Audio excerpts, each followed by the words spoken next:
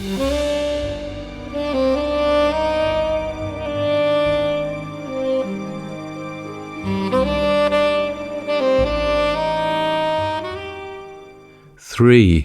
is a lucky number, by Margery Allingham.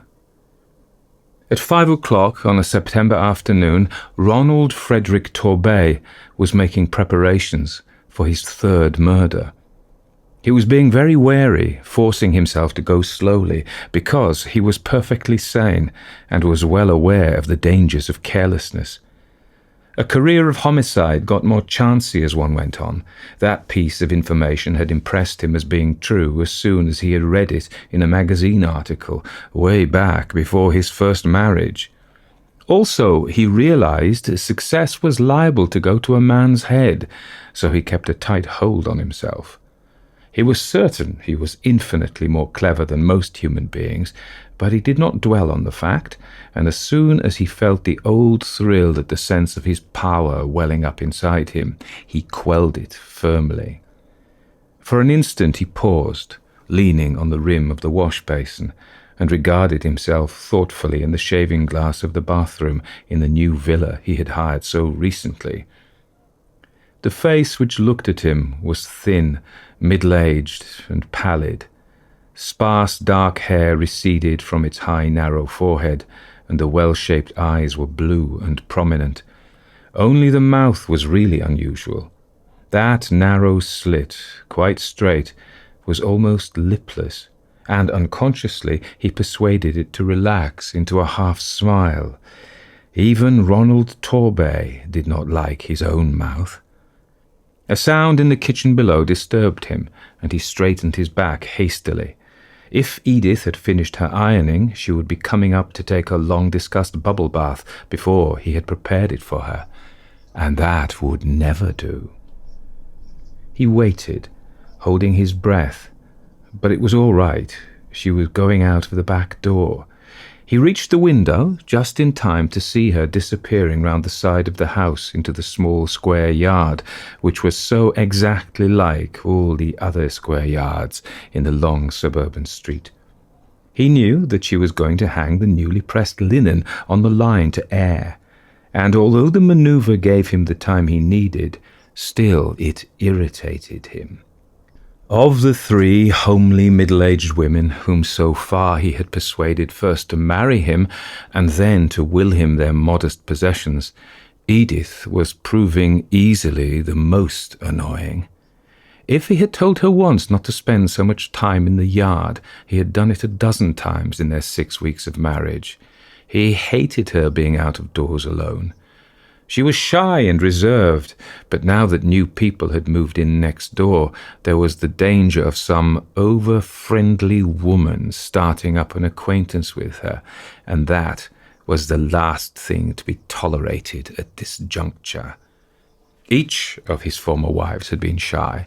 He had been very careful to choose the right type, and felt he owed much of his success to it.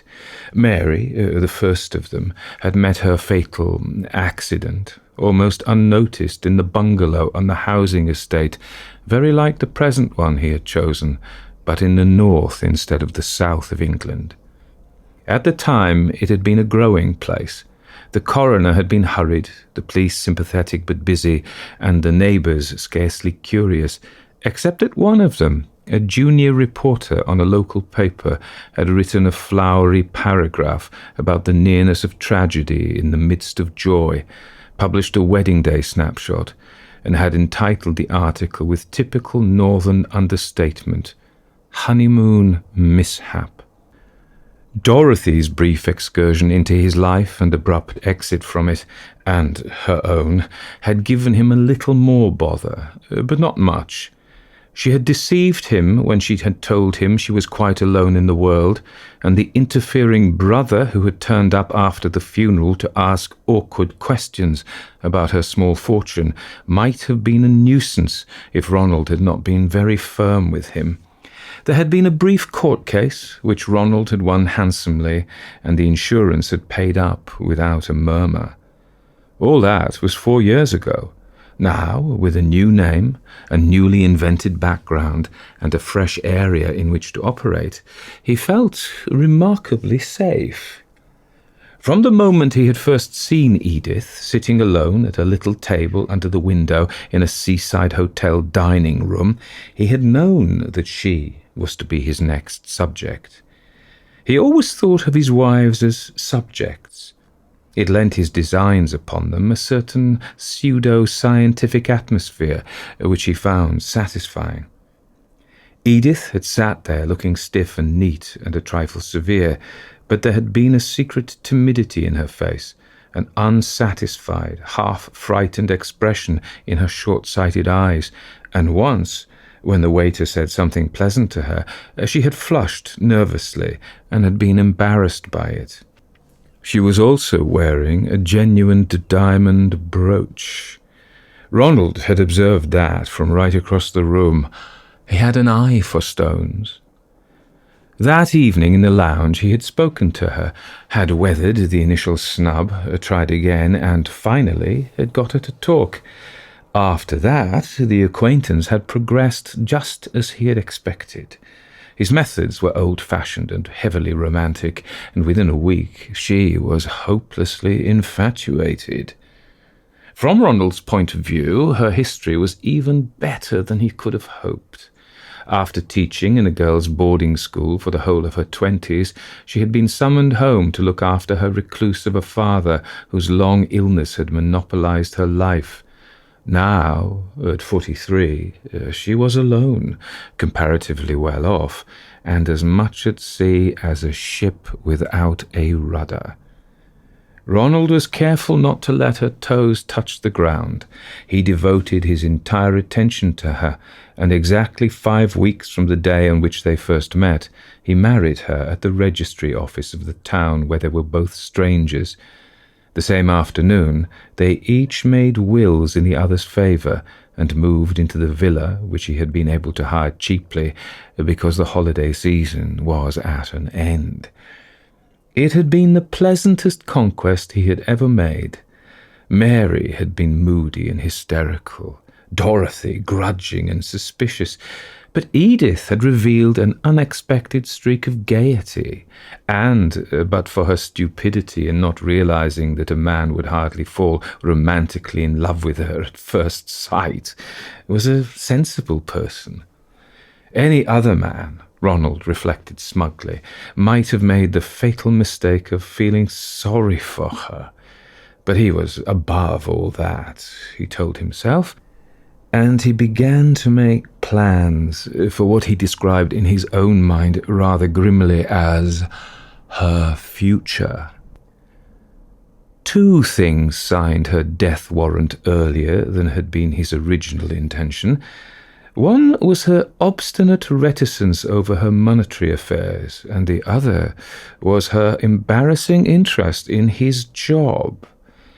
On the marriage certificate, Ronald had described himself as a salesman, and the story he was telling was that he was a junior partner in a firm of cosmetic manufacturers who were giving him a very generous leave of absence.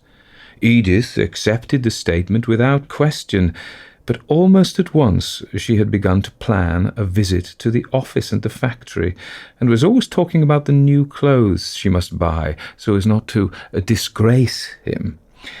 At the same time, she kept all her business papers locked in an old writing case and steadfastly refused to discuss them, however cautiously he raised the subject. Ronald had given up feeling angry with her and decided to act.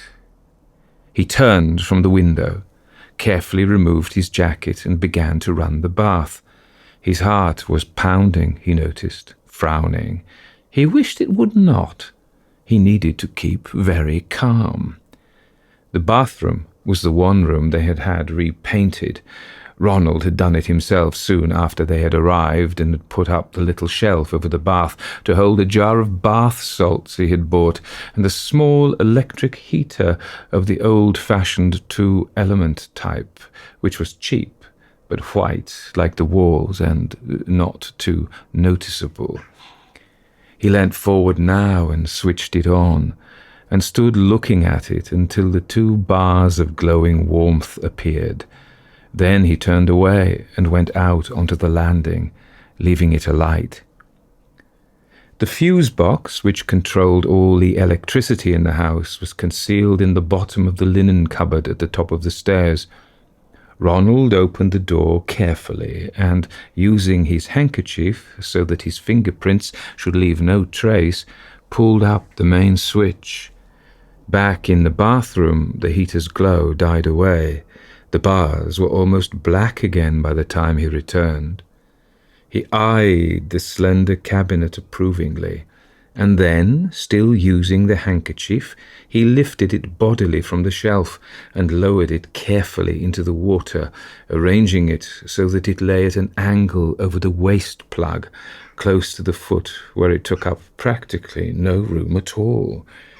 The white flecks ran up over the porcelain side of the bath, along the skirting board, under the door and into the wall socket, just outside on the landing. When he had first installed the heater, Edyth had demurred at this somewhat slipshod arrangement, but when he had explained that the local council was stupid and fussy about fitting wall sockets in bathrooms, since water was said to be a conductor, she had compromised by letting him run the flex under the lino, where it was not so noticeable. At the moment the heater was perfectly visible in the bath. It certainly looked as if it had fallen into its odd position accidentally, but no one in his senses could have stepped into the water without seeing it. Ronald paused, his eyes dark, his ugly mouth narrower than ever. The beautiful simplicity of the main plan, so certain, so swiftly fatal, and above all, so safe as far as he himself was concerned, gave him a thrill of pleasure, as it always did. He turned off the bath and waited, listening. Edyth was coming back. He could hear her moving something on the concrete way outside the back door below, and he leant over to where his jacket hung and took a plastic sachet from its inside breast pocket. He was rereading the directions on the back of it, when a slight sound made him turn his head, and he saw, to his horror, the woman herself, not 5 feet away. Her neat head had appeared suddenly, just above the flat roof of the scullery, outside the bathroom window. She was clearing the dead leaves from the guttering, and must, he guessed, be standing on the tall flight of steps which were kept just inside the back door. It was typical of the man that he did not panic. Still holding the sachet lightly, he stepped between her and the bath and spoke mildly. "What on earth are you doing there, darling?" Edyth started so violently at the sound of his voice that she almost fell off the steps, and a flush of apprehension appeared on her thin cheeks. "Oh, how you startled me! I thought I'd just do this little job before I came up to change. If it rains, the gutter floods all over the back step." "Very thoughtful of you, my dear," he spoke with that slightly acid amusement with which he had found he could best destroy her slender vein of self-assurance. "But not terribly clever, when you knew I'd come up to prepare your beauty bath for you. Or was it?" The slight intonation on the word beauty was not lost on her. He saw her swallow. "Perhaps it wasn't," she said, without looking at him. "It's very good of you to take all this trouble, Ronald." "Not at all," he said, with the just amount of masculine offhand insensitivity. "I'm taking you out tonight, and I want you to look as nice as possible. Hurry up, there's a good girl. The foam doesn't last indefinitely, and like all these very high-class beauty treatments, the ingredients are expensive. Undress in the bedroom, put on your gown, and come straight along." "Very well, dear." She began to descend at once, while he turned to the bath and shook the contents of the sachet into the water. The crystals, which were peach-coloured and smelled strongly of roses, floated on the tide, and then, as he suddenly turned the pressure of water full on, began to dissolve into thousands of iridescent bubbles. A momentary fear that their camouflage would not prove to be sufficient assailed him, and he stooped to beat the water with his hand. But he need not have worried. The cloud grew and grew into a fragrant, feathery mass, which not only obscured the bottom of the bath and all it contained, but mounted the porcelain sides, smothering the white flecks and overflowing onto the wall panels and the bath mat. It was perfect. He pulled on his jacket and opened the door. "Edyth, hurry, dearest!" The words were on the tip of his tongue, but her arrival forestalled them. She came shrinking in, her blue dressing gown strained round her thin body, her hair thrust into an unbecoming bathing cap. "Oh, Ronald," she said, staring at the display aghast. "Won't it make an awful mess? Goodness, all over the floor."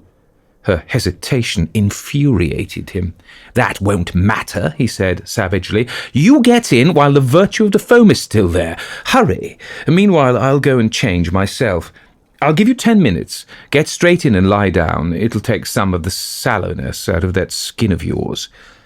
He went out and paused, listening. She locked the door as he had known she would. The habit of a lifetime does not suddenly change with marriage. He heard the boat slide home and forced himself to walk slowly down the passage. He gave her 60 seconds, 30 to take off her things, and 30 to hesitate on the brink of the rosy mass. "How is it?" he shouted from the linen cupboard doorway. She didn't answer at once, and the sweat broke out on his forehead. Then he heard her. I don't know yet. I'm only just in. Smells lovely." He didn't wait for the final word. His hand, wrapped in his handkerchief, had found the main switch again. 1, 2, 3, he said, with horrible prosaicness, and pulled it down. From the wall socket behind him there was a single spluttering flare as the fuse went, and then silence. All round Ronald it was so quiet that he could hear the pulses in his own body, the faraway tick of a clock at the bottom of the stairs, the dreary buzzing of a fly imprisoned against the window glass, and, from the garden next door, the drone of a mower as the heavy, fresh-faced man who had moved there performed his weekly chore shaving the little green lawn. But from the bathroom there was no sound at all. After a while he crept back along the passage and tapped at the door. "Edyth?" No. There was no response. No sound. Nothing. "Edyth?" he said again. The silence was complete, and after a minute he straightened his back and let out a deep, sighing breath.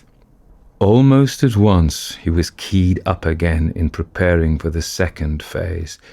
As he knew well, this next was the tricky period. The discovery of the body had got to be made, but not too soon.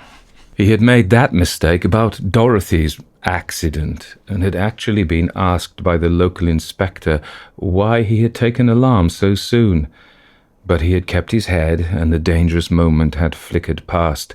This time he had made up his mind to make it half an hour before he began to hammer loudly at the dock, then to shout for a neighbour, and finally to force the lock.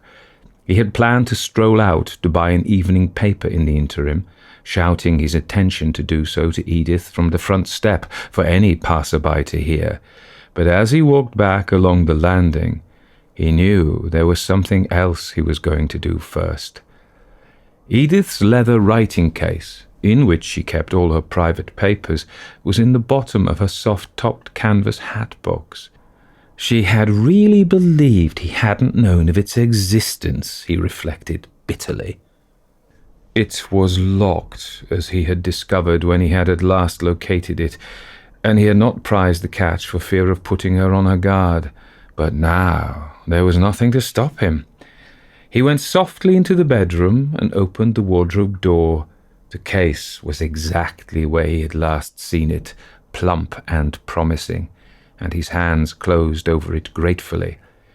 The catch was a little more difficult than he had expected, but he got it open at last, and the orderly contents of the leather box came into view. At first sight, it was all most satisfactory, far better than he had anticipated. There were bundles of savings certificates, one or two thick envelopes whose red seals suggested the offices of lawyers, and on top, ready for the taking, one of those familiar blue books which the post office issues to its savings bank clients. He opened it with shaking fingers and fluttered through the pages. 2,000. The sum made him whistle. 2,850. She must have paid in a decent dividend there. 2,900. Then a drop, as she had drawn out £100 for her trousseau. 2,800. He thought that was the final entry. But on turning the page, saw that there was yet one other recorded transaction. It was less than a week old. He remembered the book coming back through the mail, and how clever she had thought she had been in smuggling the envelope out of sight. He glanced at the written words and figures idly at first, but then, as his heart jolted in sudden panic, stared at them, his eyes prominent and glazed. She had taken almost all of it out. There it was in black and white. September 4th, withdrawal, £2,798. His first thought was that the money must still be there, in £100 notes, perhaps in one of the envelopes. He tore through them hastily, forgetting all caution in his anxiety. Papers, letters, certificates fell on the floor in confusion. The envelope, addressed to himself, pulled him up short. It was new and freshly blotted, the name inscribed in Edyth's own unexpectedly firm hand, Ronald Torbay, Esquire. He wrenched it open and smoothed the single sheet of bond paper within. The date, he noted in amazement, was only 2 days old. Dear Ronald, if you ever get this, I'm afraid it will prove a dreadful shock to you. For a long time I've been hoping that it might not be necessary to write it, but now your behaviour has forced me to face some very unpleasant possibilities. I'm afraid, Ronald, that in some ways you are very old-fashioned. Had it not occurred to you that any homely middle-aged woman who has been swept into hasty marriage to a stranger must, unless she is a perfect idiot, be just a little suspicious and touchy on the subject of baths? Your predecessor, James Joseph Smith, and his brides are not entirely forgotten, you know. Frankly, I did not want to suspect you. For a long time I thought I was in love with you.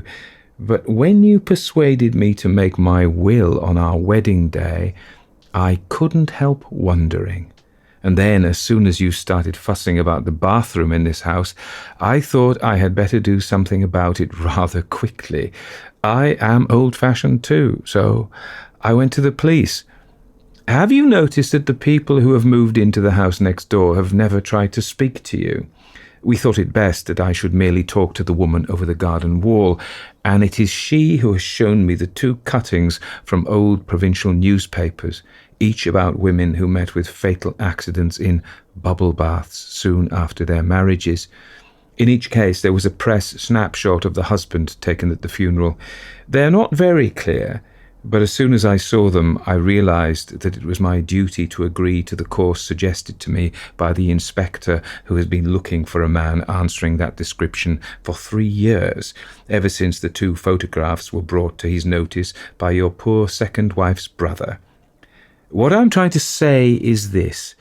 If you should ever lose me, Ronald, out of the bathroom, I mean, you will find that I have gone out over the roof and am sitting in my dressing room in the kitchen next door. I was a fool to marry you, but not quite such a fool as you assumed. Women may be silly, but they're not as stupid as they used to be. We're picking up the idea, Ronald. Yours, Edyth. P.S. On rereading this note, I see that in my nervousness I have forgotten to mention that the new people next door are not a married couple, but Detective Constable Batsford of the CID and his assistant, Policewoman Richards. The police assure me that there cannot be sufficient evidence to convict you if you are not permitted to attempt the crime again. That is why I am forcing myself to be brave and to play my part. For I am very sorry for those other poor wives of yours, Ronald. They must have found you as fascinating as I did. With his slit mouth twisted into an abominable O, Ronald Torbay raised haggard eyes from the letter. The house was still quiet, and even the whine of the mower in the next-door garden had ceased. In the hush he heard a sudden clatter as the back door burst open, and heavy footsteps raced through the hall and up the stairs towards him.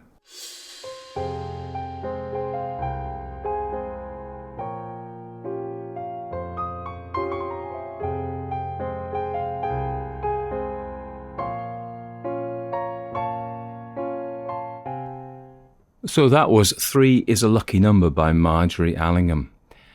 And this is the part of the podcast where we discuss the story. I tell you something about the author, and I talk about my response to the story and whatever kind of thoughts I can trawl off a bit of research on the internet, to see what people are saying about this story.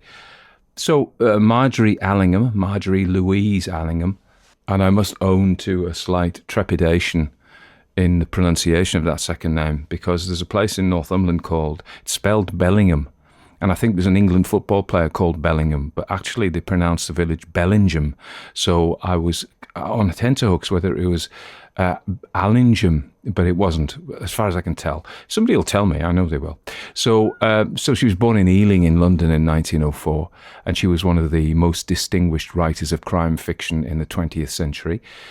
She had a literary family. Her father, Herbert John Allingham, was editor of the Christian Globe and the New London Journal, while her mother, Emmy Allingham, penned stories for women's magazines. So she started writing early, and when she was 8, she was paid for her first story in her Aunt Maud's, in Maud Hughes' magazine, who was her aunt. So the Allingham family moved to Essex shortly after Margery's birth, but she returned to London in 1920 to study at the Regent Street Polytechnic, which is now Westminster, the University of Westminster. It was there she met Philip Youngman Carter, an artist and writer who would become her husband in 1928. So it's a long engagement, which was perhaps fashionable in those days. Carter played a crucial role in Margery's career, and he designed the cover jackets for many of her books.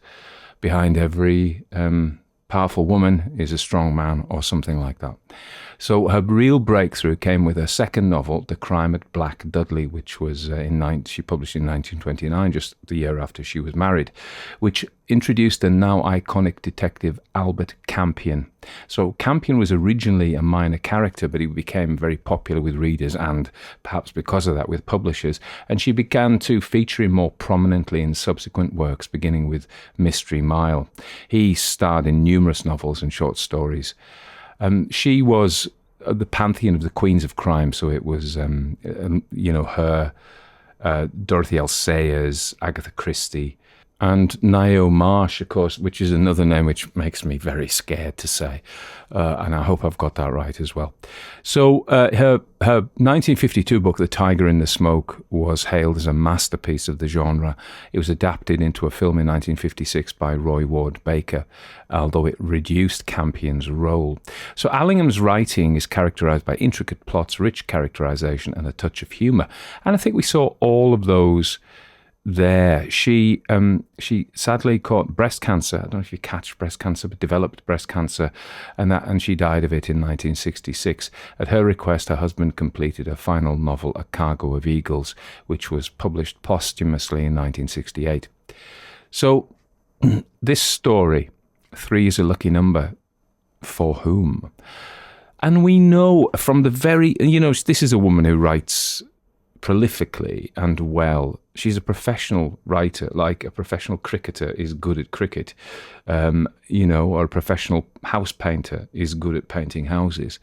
So she's the craft is all there, and she begins with that statement, that compelling first paragraph about that he's meticulously preparing for his third murder, and you're like, what? And I imagine she's got you there. So it is in a contemporary England of the 1920s, a phase of budding consumerism and everyday mundanity. So after the First World War, there was a huge explosion in house building, and around London, I think many square miles were covered in houses, and of course that's the beginning of metro land and things like that. But this is a bland suburb, and it is deliberately bland because he wants to be there to make himself pretty much invisible. So, and she paints him as a absolute sociopath. He doesn't have any feeling for these, and he prides himself on having no sympathy for the people. And like many sociopaths, he considers himself a bit too. And I understand from reading that, not from real life, that many criminals like this, murderers like this, actually are narcissistic and believe that they are much cleverer than the police. I say not from real life because I've actually never murdered anybody. Although if I had, I wouldn't tell you, would I? Unless that's a double bluff. No, I haven't. Somebody like me, why would I murder somebody? But that's what a narcissist would say. Oh dear, we're a bit tangled up here. So, yeah, and it's just the craft of it's brilliant. And we led down the garden path, and she is portrayed as a rather silly, homely, even in the words, a homely housewife, middle-aged woman that couldn't possibly be clever enough to outwit this fiendish Ronald Frederick Torbay, who, it's not his real name. I wonder why he picked the name Torbay, which is a holiday resort in Devon. So she outsmarts him, doesn't she? So 3 is a lucky number for wife number 3. So if we're looking at the themes, I think it is the everydayness of it, the boringness of the actually works very well. I mean, we could have had a lot of, if Hollywood were making it, it would be set in Beverly Hills or, the Hamptons, or they couldn't just make it ordinary, could they? If it was a low budget British production, it might well be, but even that would cost them a lot of money. They would do it in very 1920s, like some of the Agatha Christie stories they did. There was one with Toby Jones. I think that was the witness for the prosecution recently, and they did this mundane 1920s thing going on. So it's about manipulation and psychopathy, and she is a woman. Remember, I don't think you'd forgotten that, but she perhaps is more attuned to this idea that men, let's not get into the bear and the man thing that was recently going along. But if I think women perhaps are attuned to risk and danger because they are more vulnerable, and historically they do become victims of men like this. Statistically, I'm not saying quite highly, but it is a far more common situation for a woman to be in than a man. Though I'm not saying that men do not are not the victims of abuse. And this is where we wander into this, I don't want to offend anybody kind of thing. But I'm just stating facts, so don't be offended. So, and then we look this respectable, bland exterior, an ordinary man, which allows him to commit his crimes undetected. And he lives this double life. He lives this ordinary, and what does he do with the money anyway? He lives this ordinary life. He's this very bland sort of character. And he spends most of his life playing this character. It strikes me that undercover police officers must be a bit like this. They take on this persona. Or sleeper agents back in the day. That's another story. But when the illegals, as the Russians used to have them, and they would plant people who would live very dull lives, and they were actually deep cover, so they didn't make contact with their controllers very often, if at all. And they lived these boring lives, and you think that's a hell of a sacrifice. That's a heck of a sacrifice to make, to live your boring life. But this is him, isn't it? He he lives this boring life, and you think, well, is this really a life worth living? What do you get out of murdering people? But I think she hints at this. She talks about the thrill of power, and there's a double thing there. But he is so powerful. But he is even better than that. He can curb it when it starts taking control, and I think that's just her way of indicating how deeply narcissistic this man is. Anyway. So female empowerment. You know how you can look, I was saying on another channel, how stories can be analysed in different ways. First of all, there's the folk analysis, which is how most of us analyse stories that we see on the TV. We talk about them as if they were real people. We analyse them in exactly the same way as if it was a friend or family this was happening to. We pretend they're real, but they're not real, obviously. The second way of analysing a story is from a craft point of view. We can look at how the writer, Margery Allingham in this case, creates the effects of emotion and manipulates the reader's expectations to give them a pleasurable experience. Because let's face it, this story of this would-be triple wife murderer is for our entertainment. Think on that one. And then we can look at it from a particular lens. And I said this, academics particularly will come and look at a story from a Marxist point of view. I don't think that's very popular much as it was in the 20th century, or a Freudian point of view, again, not as popular as it was, or a feminist point of view. And I guess that is when you look at the critiques, analyses of this story, that's one that comes up, and you can see why. So female empowerment. So and this comes up in stories of this era a lot.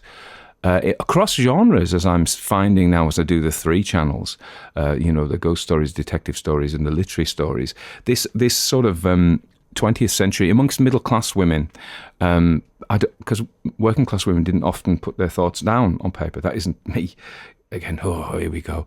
But you know what I'm saying. So, and they're expected to be, especially an ageist as well, isn't it? She's a middle-aged woman who is not a beautiful femme fatale. So she's expected to be sort of nothing, really.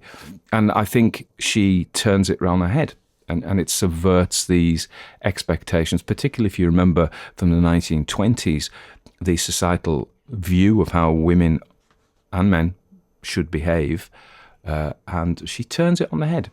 And of course, there is some of Allingham's characteristic humour in this, the dark humour. When they talk about a honeymoon mishap, it's a euphemism, isn't it, or an ironical comment. As one of my critics, one of my notes says, reflecting societal tendencies to minimise or trivialise male violence against women. I'm not sure Allingham was being as serious and I think there's humour in this. So there we are. That's it. I think it was a good story. I hope you enjoyed it. More to come. Please share, tell people about the podcast, and I'm kind of coming to the view that I will probably do most of these myself now. I had experimented with guest narrators, and it's the expectations of listeners, really. What do listeners want? And there are plenty of people out there doing things like this, and lots of robots these days doing things like this. And I think the reason that my unique selling point is, in fact, me, my voice, and the way I do it. And so probably I'll bring the stories back in-house, as it were, and I'll do them all myself. But that's a lot of work. Anyway, share the good news that more stories are coming, and I will speak to you all soon.